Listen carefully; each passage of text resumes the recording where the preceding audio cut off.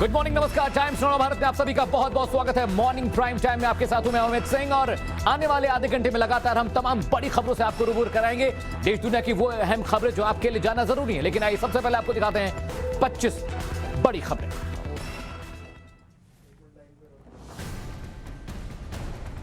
जातिगत जनगणना की मांग पर बिहार के 10 दलों के नेताओं ने पीएम मोदी से मुलाकात की। मुलाकात के बाद नीतीश कुमार ने कहा कि पीएम ने जातिगत जनगणना से इनकार नहीं किया है। तेजस्वी यादव ने कहा कि जब जानवरों की गिनती हो सकती है तो इंसानों की क्यों नहीं। सिद्धू के सलाहकारों के बयान के बाद पंजाब की राजनीति एक बार फिर गर्मा गई है। बयानबाजी से उठे विवाद के बाद पंजाब कांग्रेस के प्रभारी हरीश रावत कल से पंजाब दौरे पर हैं। वहीं दूसरी तरफ सिद्धू ने अपने सलाहकारों को तलब किया है। छत्तीसगढ़ में बघेल सिंहदेव विवाद सुलझाने के लिए राहुल गांधी एक्टिव हो गए हैं। आज भूपेश बघेल और टीएस सिंहदेव की राहुल गांधी से मुलाकात होगी। 2.5 साल बाद सीएम न बना जाने और एक विधायक द्वारा हमला करवाने के आरोप लगाए जाने से टीएस सिंहदेव नाराज चल रहे हैं। ममता बनर्जी ने चुनाव आयोग से मांग की कि राज्य में उपचुनाव का ऐलान करना चाहिए, क्योंकि राज्य में कोरोना की स्थिति अब पूरी तरह से कंट्रोल में है। उन्होंने कहा कि लोगों को वोट डालने और विधानसभा के लिए चुने जाने का अधिकार है। People's alliance for Gupkar declaration की एक अहम बैठक मंगलवार को जम्मू कश्मीर में होने वाली है। मंगलवार को होने वाली इस अहम बैठक में जम्मू कश्मीर की मौजूदा स्थिति पर चर्चा की जाएगी और घाटी के हालात पर रणनीति तैयार की जाएगी।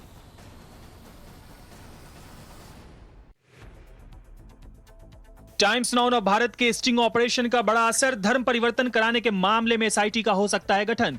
आरोपी अबू बकर को फरीदाबाद के धौज गांव से गिरफ्तार कर सोमवार को अदालत में पेश कर 3 दिन की रिमांड पर लेकर पुलिस पूछताछ कर रही है। देश के बाहर नहीं जा सकते महाराष्ट्र के पूर्व गृह मंत्री अनिल देशमुख के खिलाफ लुकआउट सर्कुलर जारी। अनिल देशमुख को कोर्ट से भी किसी तरह का संरक्षण नहीं। जम्मू कश्मीर पुलिस को मिली बड़ी कामयाबी, सुरक्षा बलों ने श्रीनगर में लश्कर कमांडर अब्बास शेख समेत 2 आतंकियों को मार गिराया। पत्रकार शुजात बुखारी हत्याकांड का मास्टरमाइंड था अब्बास। इंदौर में चूड़ी पहनाने के लिए नाम बदल कर गए विशेष समुदाय के युवक के खिलाफ छेड़छाड़ और पॉस्को एक्ट के तहत बाणगंगा पुलिस ने मामला दर्ज कर लिया है। 6ठी क्लास की छात्रा की शिकायत पर पुलिस ने केस दर्ज किया है। जेल से रंगदारी वसूलने वाले सुकेश चंद्रशेखर के घर पर चेन्नई में छापेमारी। ईडी को 250 करोड़ की संपत्ति का पता चला। साथ ही ईडी ने करीब 82 लाख कैश, 2 केजी सोना और 16 लग्जरी कार जब्त किया है। दिल्ली के रोहिणी जेल से ही ब्लैकमेल रैकेट चलाता था सुकेश। अमेरिकी एजेंसी एफडीए ने सोमवार को फाइजर कोविड-19 वैक्सीन को पूरी तरह मंजूरी दे दी है। एफडीए के इस कदम से लोगों का वैक्सीन में भरोसा बढ़ेगा और यूनिवर्सिटी के साथ स्थानीय सरकारों पर वैक्सीन को अनिवार्य करने का दबाव भी बढ़ेगा। कोरोना से प्रभावित केनिया को अमेरिका ने मदद के रूप में वैक्सीन भेजी है। दान की गई यह वैक्सीन सोमवार को नैरोबी एयरपोर्ट पहुंची। केनिया के स्वास्थ्य मंत्री सुसैन मोचाचे ने कहा कि 8,80,460 वैक्सीन मिली है। इराक और सीरिया की एक बड़ी आबादी पर पीने के पानी का संकट मंडरा रहा है। लगातार बढ़ते तापमान की वजह से पानी के साथ साथ बिजली और खाने की समस्या का सामना करना पड़ेगा। बीते कई सालों से कम बारिश होने की वजह से वाटर लेवल बहुत नीचे चला गया है। पोर्टलैंड में एक प्रदर्शन के दौरान सैकड़ों प्रदर्शनकारियों की आपस में हिंसक झड़प हो गई।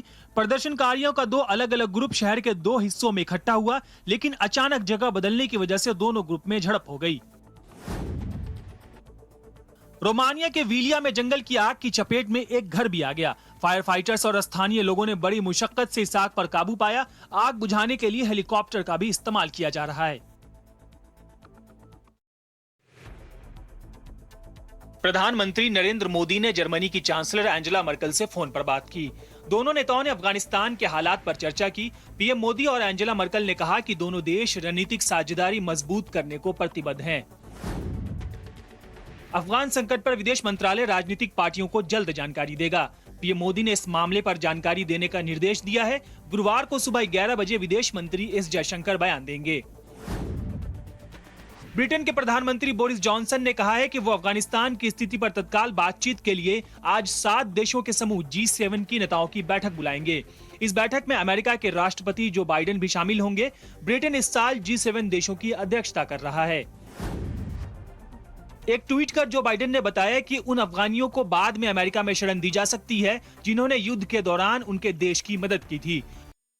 एक बार स्क्रीनिंग और बाकी औपचारिकताएं हो जाएं, हम उन अफगानियों का अपने देश में स्वागत करेंगे जिन्होंने युद्ध के दौरान हमारी मदद की थी। संयुक्त राष्ट्र मानवाधिकार आयोग ने आज अफगानिस्तान पर एक विशेष सत्र रखा है। ये विशेष सत्र अफगानिस्तान और पाकिस्तान के अनुरोध पर रखा गया है। इस सत्र में अफगानिस्तान में हो रहे गंभीर मानवाधिकार हनन की घटनाओं पर चर्चा होगी। भारतीय सेना ने 26 साल की सेवा पूरी करने वाली 5 महिला अफसरों को कर्नल के पद पर प्रमोट किया है। यह पहली बार है जब महिला अधिकारी आर्मी मेडिकल कॉर्प्स, जज एडवोकेट जनरल और आर्मी एजुकेशनल कॉर्प्स जैसी शाखाओं के बाहर कर्नल के पद पर पहुंची हैं। टेक्नोलॉजी कंपनी इंफोसिस के एमडी और सीईओ सलील पारेख सोमवार को वित्त मंत्री निर्मला सीतारमण के सामने पेश हुए। वित्त मंत्री ने उन्हें सभी समस्याओं को 15 सितंबर तक ठीक करने को कहा है। 4,241 करोड़ रुपए से बना इनकम टैक्स पोर्टल 7 जून को लॉन्च हुआ था। तब से इसमें लगातार समस्याएं सामने आ रही हैं। अगर आपकी LIC की पॉलिसी बंद हो गई है तो आपके लिए मौका है। आप इसे 22 अक्टूबर तक फिर से चालू करा सकते हैं। इसके लिए आपको लेट फीस में छूट मिलेगी। LIC ने कहा कि एक विशेष रिवाइवल अभियान के तहत ग्राहक 23 अगस्त से 22 अक्टूबर के बीच कभी भी बंद पड़ी पॉलिसीज को शुरू करा सकते हैं। नेशनल टेस्टिंग एजेंसी देश विदेश के परीक्षा केंद्रों पर 12 सितंबर को नीट परीक्षा आयोजित करेगी। नीट 2021 के लिए 9 सितंबर को एडमिट कार्ड जारी होगा। नेशनल टेस्टिंग एजेंसी ने पार्टिसिपेंट्स के लिए OMR शीट का भी एक सैंपल जारी किया है। उत्तर प्रदेश में 10वीं पास उम्मीदवारों के लिए नौकरी पाने का शानदार मौका है। भारतीय डाक विभाग ने उत्तर प्रदेश पोस्टल सर्कल के अंतर्गत ग्रामीण डाक सेवकों GDS के 4,264 पदों पर भर्ती के लिए नोटिफिकेशन जारी किया है।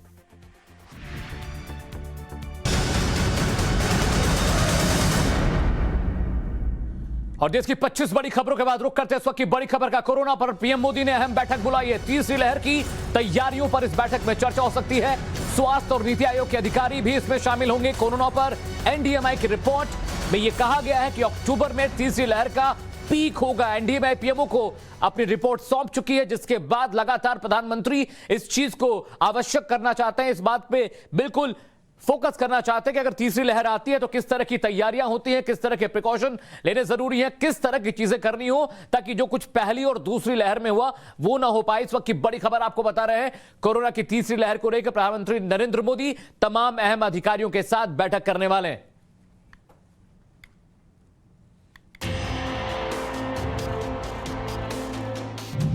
क्या आने वाली है कोरोना की तीसरी लहर? क्या दूसरी से ज्यादा खतरनाक होगी तीसरी लहर? ये सवाल इसलिए उठ रहे हैं क्योंकि केंद्रीय गृह मंत्रालय के तहत आने वाले national institute of disaster management ने कोरोना की तीसरी लहर को लेकर बड़ी चेतावनी दी है। NIDM ने अपनी रिपोर्ट में कहा कोरोना की तीसरी लहर का पीक अक्टूबर में हो सकता है। NIDM की यह रिपोर्ट PMO को भेज दी गई है, जिसके बाद आज प्रधानमंत्री मोदी ने इसे लेकर एक अहम बैठक बुलाई है, जिसमें स्वास्थ्य मंत्रालय, कैबिनेट सचिव और नीति आयोग भी शामिल होगा। इस दौरान कोरोना की संभावित तीसरी लहर से निपटने के लिए नई पहलों और कोरोना की मौजूदा स्थिति पर चर्चा होगी। साथ ही महामारी से निपटने के लिए अब तक उठाए गए कदमों का रिव्यू भी किया जाएगा। लेकिन NIDM की रिपोर्ट में जो बात सबसे ज्यादा डराने वाली है वो है बच्चों पर तीसरी लहर के असर की। NIDM ने अपनी रिपोर्ट में कहा है इस बात के पर्याप्त सबूत तो नहीं मिले हैं कि बच्चों पर इस वायरस का असर ज्यादा होगा, लेकिन वायरस के फैलने से बच्चों में खतरा बढ़ सकता है क्योंकि भारत में बच्चों को टीके अभी तक नहीं लगे हैं। तो अब NIDM की रिपोर्ट के बाद 4 बड़े सवाल खड़े हो रहे हैं। सवाल नंबर 1, क्या कोरोना की तीसरी लहर आकर रहेगी? सवाल नंबर 2, क्या डेल्टा या डेल्टा प्लस वेरिएंट करेगा अटैक? सवाल नंबर 3, तीसरी लहर में बच्चों पर ज्यादा असर पड़ेगा? सवाल नंबर 4, तीसरी लहर के खिलाफ वैक्सीन असरदार होगी? इन सभी सवालों का जवाब दिया डॉक्टर विवेक गुप्ता ने।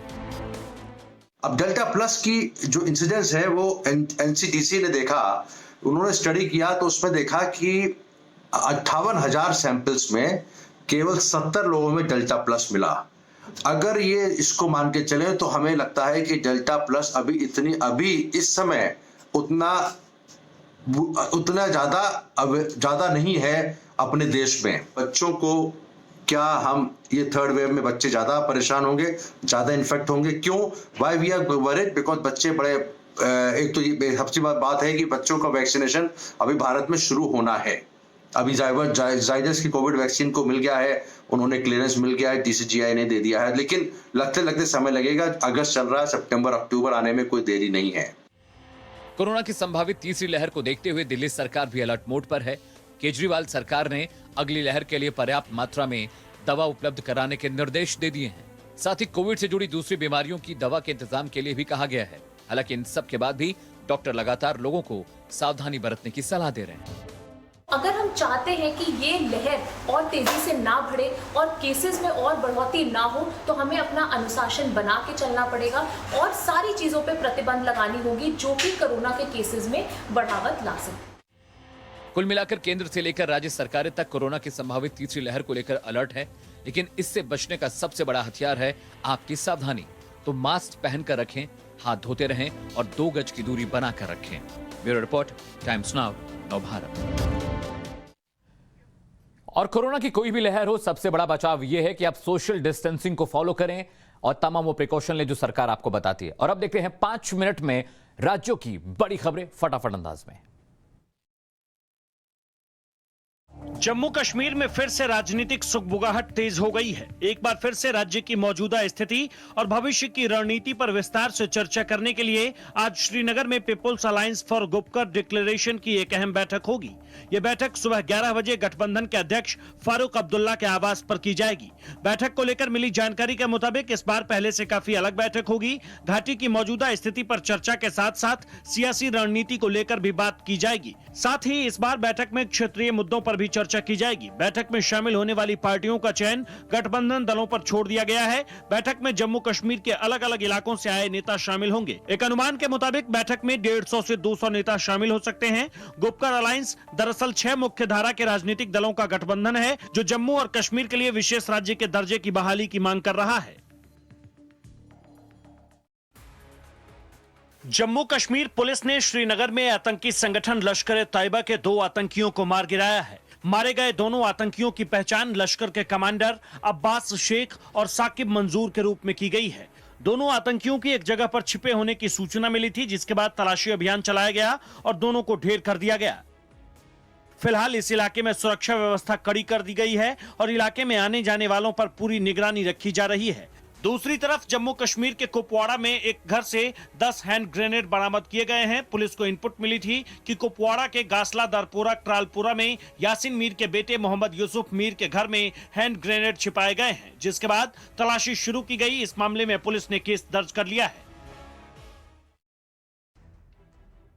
पंजाब कांग्रेस अध्यक्ष नवजोत सिंह सिद्धू के सलाहकारों की बयानबाजी से पार्टी में शुरू हुए नए विवाद के बाद पंजाब कांग्रेस के प्रभारी हरीश रावत आज से पंजाब के दौरे पर रहेंगे। अपने पंजाब दौरे से पहले हरीश रावत ने कहा कि इस मामले की अपने स्तर से जांच करूंगा। इस मामले में उन्होंने जानकारी भी मांग ली है।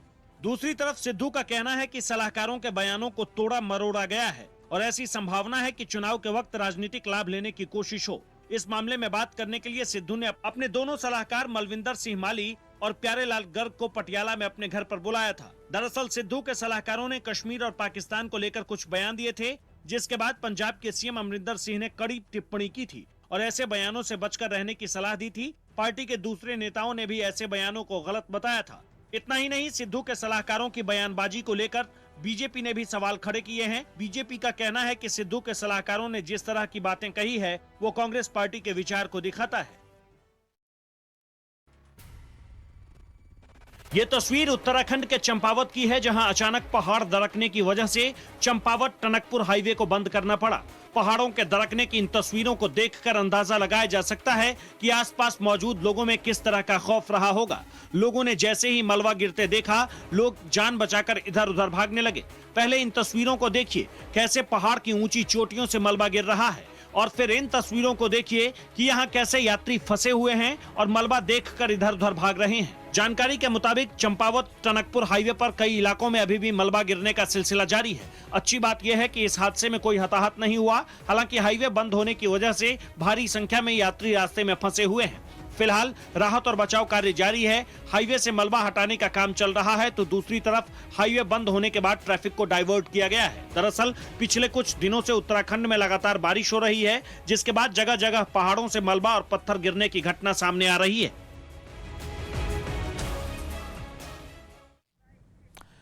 और अब राज्यों की खबरों के बाद रुख करते हैं उन खबरों का जिसे जानना आपके लिए बेहद जरूरी है, जो रोजमर्रा की जिंदगी में आपके काम आने वाली हैं। देखिए, यूपी में अधीनस्थ सेवा चयन आयोग के प्रतियोगी परीक्षा में शामिल होने वाले परीक्षार्थियों के लिए बड़ी खुशखबरी है। यूपी सरकार परीक्षार्थियों के लिए रोडवेज की एक्स्ट्रा बसें चलाने जा रही है। इस परीक्षा में करीब 20,73,540 अभ्यर्थियों ने रजिस्ट्रेशन किया है। परीक्षा 2 शिफ्ट में होगी, सुबह 10 से दोपहर 12 बजे तक और दोपहर 3 से शाम 5 बजे तक।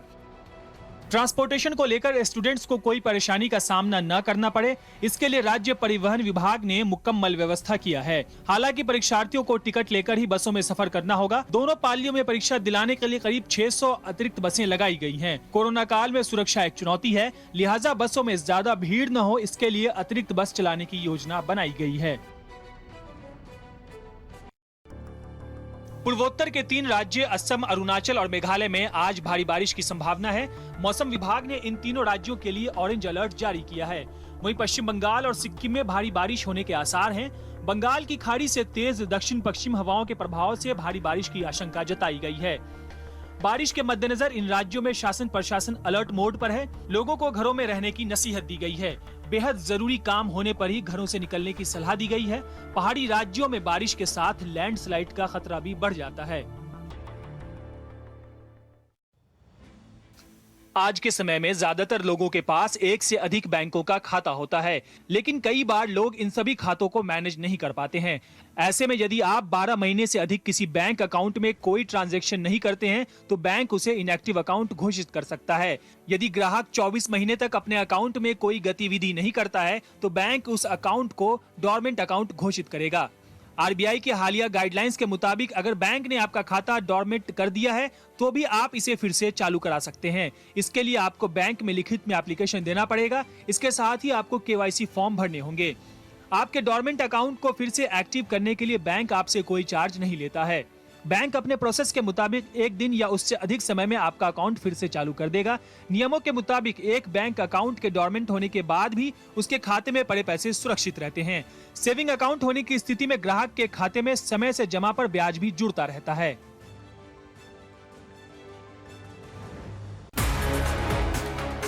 हरियाणा सरकार ने फिर से ई संजीवनी ओपीडी सेवा को बहाल कर दिया है। कोरोना के संक्रमण को रोकने के लिए स्वास्थ्य विभाग की तरफ से ई संजीवनी ओपीडी फिर से शुरू हुआ है, लेकिन इस बार ये सेवा सप्ताह में एक ही दिन लोगों को मिल पाएगी। पहले ये सेवा पूरे सप्ताह लोगों को मुहैया होता था। प्रदेश के सभी 22 जिलों में ई संजीवनी ओपीडी का शेड्यूल जारी हो गया है। तय तारीख पर लोग 24 घंटे ई संजीवनी के जरिए इलाज करा सकेंगे। इसके लिए सेंटर पर 5 डॉक्टरों की ड्यूटी लगाई गई है। ओपीडी शुरू करने का मकसद अस्पतालों में बढ़ रही भीड़ को कम करना है। अब कोरोना का संक्रमण कम है, लेकिन लोगों की लापरवाही बढ़ रही है। बिना मास्क ही लोग लाइनों में लगे नजर आते हैं। ऐसे में स्वास्थ्य विभाग ने ई संजीवनी ओपीडी सेवा बहाल की है। इसके साथ ही लोगों से मास्क लगाने और सोशल डिस्टेंसिंग पालन करने की अपील की गई है। और काम की खबर के बाद रुक करते हैं इस वक्त के फैक्ट चेक का। आज के फैक्ट चेक सेगमेंट पे हम आपको सोशल मीडिया पर इन दिनों एक खास वायरल मैसेज के बारे में बताने जा रहे हैं, जिसमें यह दावा किया जा रहा है कि केंद्र सरकार लोगों को घर बैठे नौकरी दे रही है। और साथ ही साथ एक लिंक भी शेयर किया जा रहा है जिस पे क्लिक करके आपको फॉर्म भरना है। और कई लोगों के साथ इसमें धोखाधड़ी भी हुई है। क्या है इस खबर का फैक्ट चेक, हमारे खास सेगमेंट में देखिए। व्हाट्सएप पर एक मैसेज काफी वायरल हो रहा है जिसमें कहा जा रहा है कि सरकार घर बैठे आपको काम करने का मौका दे रही है। पीआईबी ने इस मैसेज को फेक बताया है। पीआईबी फैक्ट चेक ने कहा कि सरकार लोगों को ऐसा कोई मौका नहीं दे रही है। इस फेक मैसेज की पोल खोलते हुए पीआईबी ने कहा कि सरकार के जरिए ऐसी कोई घोषणा नहीं की गई है और लोग ऐसे फ्रॉड करने वाले लिंक पर कभी भी क्लिक ना करें और उससे दूर रहें। कोविड के चलते कई नौकरियां होम मोड से काम करने के लिए शिफ्ट हो गई हैं। लगभग 1 साल से ज्यादा समय से कई ऑफिसेज ज्यादातर इस मोड पर काम कर रहे हैं। ऐसे में वर्क फ्रॉम होम के मैसेज के साथ कई फेक मैसेज सोशल मीडिया पर वायरल होते रहते हैं। टाइम्स नाउ अपने सामाजिक सरोकारों और जिम्मेदारियों को समझता है, इसलिए हम आपको वक्त वक्त पर ऐसी फेक खबरों से सावधान करते रहते हैं। Bureau report, times now, Navbharat. और फैक्ट चेक के बाद रुक करते हैं इस वक्त की बहुत अहम खबर जो आपके लिए जानना जरूरी है। देश में राजनीति का अपराधीकरण कितनी तेजी से हो रहा है ये बताने और जताने की जरूरत नहीं है। लोकतंत्र के मंदिर में बैठकर जो हमारे लिए नीतियां बनाते हैं, कानून बनाते हैं, जिनके जरिए देश चलता है, जो संविधान की रक्षा की शपथ लेते हैं, चुनाव के वक्त ईमानदारी का दम भरते हैं। आखिर वो कितने साफ हैं, कैसी है उनकी छवि? एडीआर की रिपोर्ट में इस बात का खुलासा हुआ है जिसे जानकर आप हैरान हो जाएंगे। हमारे इस रिपोर्ट के जरिए समझने की कोशिश कीजिए कि हमारे आपके प्रतिनिधि किस तरह से काम कर रहे हैं। देश में नेताओं की क्राइम कुंडली खुल गई है। देश के 363 बड़े नेताओं पर संकट गहराने वाला है।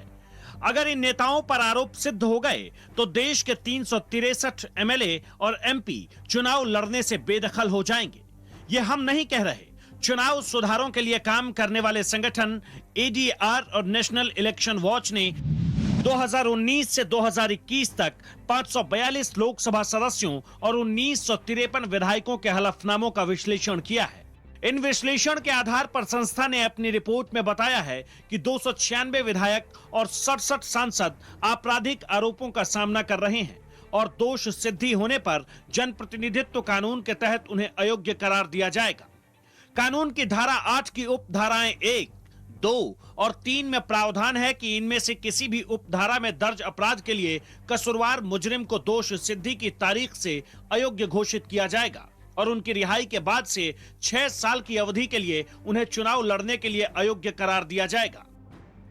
एडीआर के मुताबिक 2495 सांसदों विधायकों में से 363 ने घोषणा की है कि उनके खिलाफ कानून में सूचीबद्ध अपराधों के लिए अदालतों के जरिए आरोप तय किए गए हैं। बीजेपी में दागी सांसदों और विधायकों की तादाद सबसे ज्यादा है। एडीआर ने अपनी रिपोर्ट में साफ किया है कि राजनीतिक दलों में बीजेपी में ऐसे सांसदों विधायकों की संख्या सबसे अधिक 83 है। कांग्रेस में 47 और टीएमसी में 25 ऐसे सांसद विधायक हैं। एडीआर के मुताबिक 24 मौजूदा लोकसभा सदस्यों के खिलाफ कुल 43 आपराधिक मामले लंबित हैं और 111 मौजूदा विधायकों के खिलाफ कुल 315 आपराधिक मामले 10 साल या उससे अधिक समय से पेंडिंग है। बिहार और केरल के सर्वाधिक विधायक गंभीर मामलों का सामना कर रहे हैं। बिहार में 54 विधायक ऐसे हैं जो इस तरह के गंभीर आपराधिक मामलों का सामना कर रहे हैं। इसके बाद केरल में ऐसे 42 विधायक हैं। एडीआर ने अपनी नई रिपोर्ट में कहा कि 4 केंद्रीय मंत्री और राज्यों में 35 मंत्री हैं जिन्होंने आपराधिक मामलों की सूचना दी है। राजनीति का अपराधीकरण हकीकत है और इस समस्या से निपटा नहीं जा पा रहा, ये दूसरा सच है। राजनीति को अपराध से मुक्त बनाना जरूरी है। जब तक ये नहीं होगा असल लोकतंत्र नहीं आ पाएगा। और असल लोकतंत्र तभी आएगा जब हमारे नेता आपके विश्वास पर खरे उतरे। वक्त रुक करते हैं एक और बड़ी खबर का। टाइम्स नाउ नवभारत के स्टिंग ऑपरेशन का बड़ा असर हुआ है। टाइम्स नाउ नवभारत के स्टिंग ऑपरेशन के बाद धर्म परिवर्तन का शातिर खेल खेलने वाले अबू बकर को कोर्ट ने 3 दिन के रिमांड पर पुलिस के पास भेज दिया। अबू बकर पर लोगों की मजबूरी का फायदा उठाकर धर्म परिवर्तन करने का आरोप है। ये रिपोर्ट देखिए। टाइम्स नाउ नवभारत की खबर का बड़ा असर हुआ है। टाइम्स नाउ नवभारत ने देश में चल रहे धर्म परिवर्तन के गंदे खेल का पूरी दुनिया के सामने खुलासा किया था और उस चेहरे को बेपर्दा किया जो इस पूरे खेल का मास्टरमाइंड था। धर्म परिवर्तन की खुफिया स्लीपर सेल चला रहे मौलाना अबू बकर ने टाइम्स नाउ नवभारत के खुफिया कैमरे पर अपने हर राज से पर्दा उठाया है। टाइम्स नाउ नवभारत के स्टिंग ऑपरेशन के सामने आने के बाद पुलिस भी हरकत में आई और रविवार रात अबू बकर को फरीदाबाद के धौज गांव से गिरफ्तार किया गया। सोमवार को अदालत में पेशी हुई जहां से अदालत ने उसे 3 दिन की पुलिस रिमांड पर भेज दिया है। मैं जिस आदमी को 5 साल हो गए जिससे मेरी मुलाकात नहीं हुई, वो आदमी 2 दिन पहले मेरे खिलाफ मुकदमा दर्ज करा रहा है जिससे 5 साल पहले मुलाकात हुई थी। एक बंदा जिसने पुलिस के ऊपर ही जाए 2 महीने पहले वीडियो वायरल कर रखी है सर, पुलिस के ऊपर ही उल्टा आरोप लगाया था। उसी बंदे के जो दारू भी पीता है, शराब भी पीता है, उसके माँ बाप ने उसके पूरे गाँव उसके खिलाफ है। सूत्रों से मिली जानकारी के मुताबिक इस मामले में जांच के लिए एसआईटी का भी गठन हो सकता है। कंप्लेंट उन्होंने लीलू ने दी है, उसके अंदर उसने रिटर्न में कंप्लेंट में दिया 7-8 हज़ार रुपये मुझे शुरू में दिए थे और लालच दिया गया था। उसी कंप्लेंट के आधार पर 7-8 हज़ार का मामला अभी तक सामने आया। कोई ज़मीन भी दी है, शादी का लालच भी दिया गया है। ज़मीन का मैटर हमारे सामने अभी नहीं आया, लेकिन उसका रिमांड लेके अभी हम जांच करेंगे। जांच में क्या आता है, ज़मीन का मैटर आता है या नहीं आता, रिमांड के दौरान पता लगेगा। अबू बकर पैसे का लालच देकर धर्म परिवर्तन कराने वाला एक ऐसा मास्टरमाइंड है जिसकी बातें आपके होश उड़ा देंगी। छिपे कैमरे में अबू बकर ने जो कबूला है उसने जांच एजेंसियों के कान खड़े कर दिए हैं। आप भी सुनिए अबू बकर का ये कबूलनामा। नागपुर में प्रोग्राम था जिसका बिल्कुल छत्तीसगढ़ में जी, तो उसमें 750 लोगों ने इस्लाम कबूल किया था मेरे हाथ में। आपने करवाया था? टाइम्स नाउ भारत के कैमरे पर अबू बकर ने खुद कबूल किया कि उसने कैसे नागपुर में 700 लोगों का धर्म परिवर्तन कराया। इतना ही नहीं, अबू बकर देश में ब्राह्मण और दलित समाज के बीच भेद करना चाहता था, लेकिन टाइम्स नाउ भारत ने अपनी जिम्मेदारी निभाई और अबू बकर का असली चेहरा दुनिया के सामने ला दिया। टाइम्स नाउ भारत के लिए स्पेशल इन्वेस्टिगेशन टीम की रिपोर्ट। और आपको पैसे का लालच देकर धर्म परिवर्तन कराने वाले अबू बकर का पूरा स्टिंग दिखाते हैं, जिसने इसके चेहरे को बेपर्दा कर दिया है।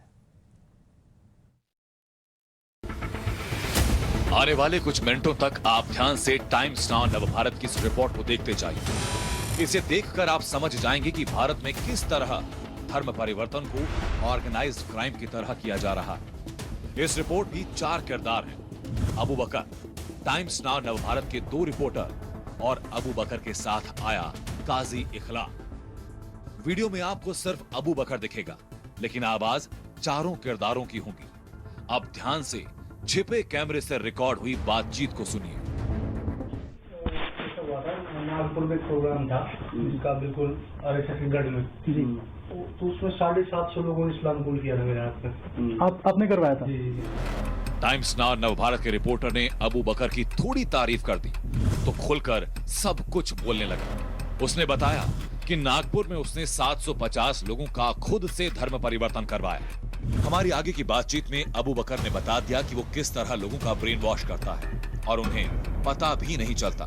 अपने टीवी स्क्रीन से नजर मत हटाइएगा। कपड़े इसमें पहन रखे हैं। अब ये ब्राह्मणों की नजरों में क्या है, ये नीचे गली। तो मेरा वहाँ जाना हुआ शहर में था, तो एक मस्जिद में ठहरे हुए थे, मेरा बयान था। तो उसके बाद में मस्जिद के सामने से झाड़ू ले रखी थी, झाड़ू लेके निकल। मैंने कहा भैया आओ, इमाम साहब के हुए थे, मैंने उसको किया। वो बेचारा डरता डरता अपने हाथ में, आपको बताइए जी बताइए क्या बोला, भाई आओ हमारे साथ बैठ के खाना खाओ। वो तो डरने लगे, यार आपके साथ खाना खाऊंगा। वहां से वो निकला, अपने घर गया। घर वालों से उसने पता नहीं क्या बात की क्या नहीं की, उसने अपने लड़के को लेकर मस्जिद में आए, हम दोनों मुसलमान बनाओ दी।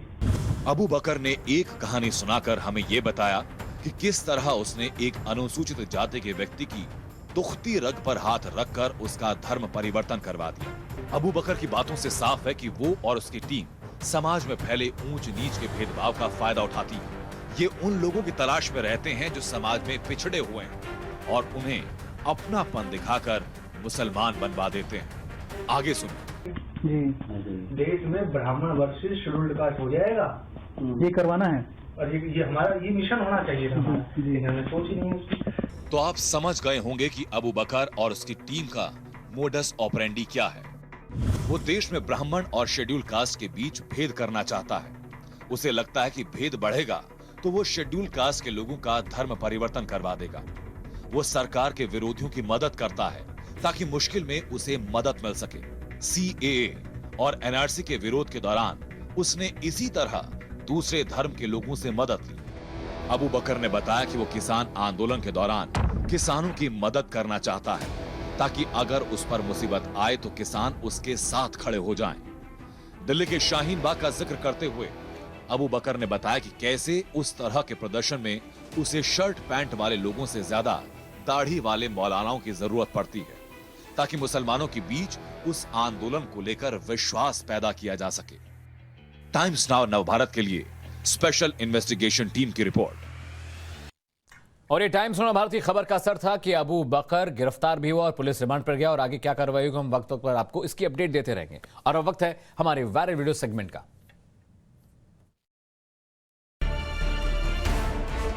अफगानिस्तान में मौजूद हालात से दुनिया खौफ में है।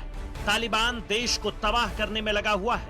इधर पाकिस्तान के इस्लामाबाद में जश्न मनाया जा रहा है। एक मदरसे ने अपनी छत पर तालिबान के झंडे फहराए और अफगानिस्तान पर तालिबान की हुकूमत होने पर एक कार्यक्रम का आयोजन किया।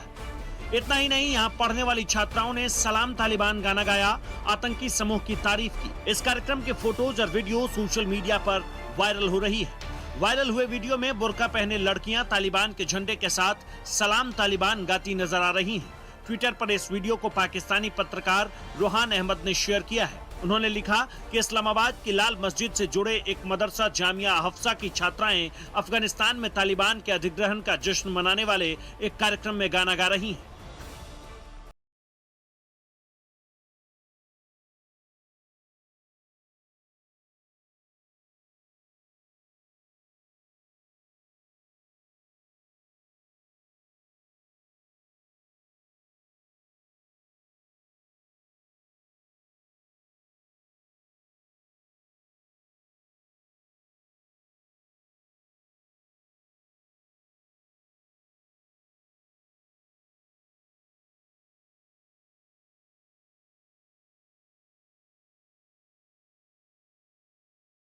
उस वक्त हॉस्पिटल का सारा स्टाफ उनका डांस देख रहा था। अब दिक्कत ये हो गई है कि ज्योति ने जब ये डांस किया तो वो ड्यूटी पर थी और उनके सीनियर्स को इसी बात की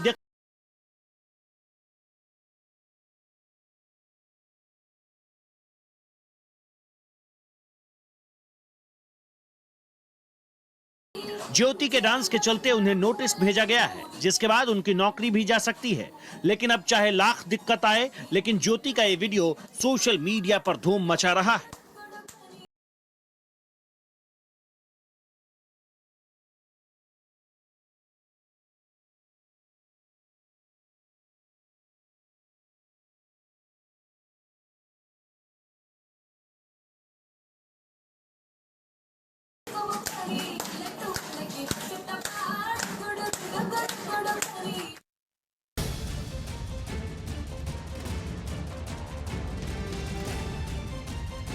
सांपों को राखी बांधने की तस्वीर बिहार के सारण जिले से आई है, जहां एक सपेरा रक्षाबंधन के मौके पर अपनी बहन से अपनी सांपों को राखी बंधवा रहा है।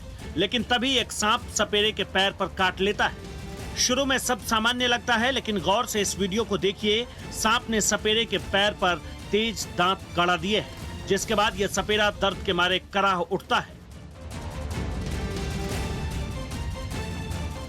सांप के काटने के कुछ ही वक्त के बाद सपेरा अनकॉन्शियस होने लगता है, जिसके बाद आनन फानन में उसे अस्पताल में दाखिल कराया जाता है, जहां डॉक्टर उसे मृत घोषित कर देते हैं। बिहार के सारण जिले के इस सपेरे का वीडियो सोशल मीडिया पर खूब वायरल हो रहा है।